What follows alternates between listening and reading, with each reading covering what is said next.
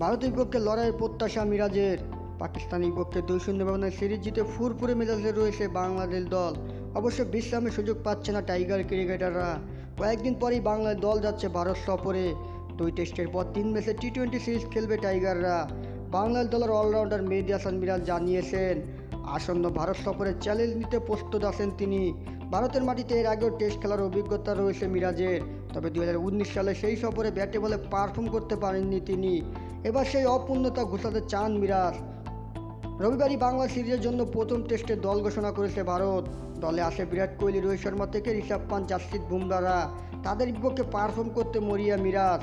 এই প্রসঙ্গে সংবাদ মাধ্যমে মিরাজ বলেন, চ্যালেঞ্জ তো অবশ্যই থাকবে। ভারতের মাটিতে আমরা আগেও টেস্ট খেলেছি, আমাদের আগের পারফরমেন্স ভালো ছিল না। আমরা এবার একটা প্রত্যাশা নিয়ে যাচ্ছি, যখন আমরা ওদের সঙ্গে লড়াই করতে পারবো তখন আমাদের ভালো করার সুযোগ থাকবে। আমাদের চেষ্টা থাকবে যেন ওদের সঙ্গে লড়াই করতে পারি। লড়াইয়ের আশ্বাস দিলেও মিরাজ ভারতের ব্যাটারদের সমীহ করেছেন। ভারত সবসময় ভালো উইকেটে খেলে অভ্যস্ত, এবারও ভালো উইকেটে খেলার আশা মিরাজের।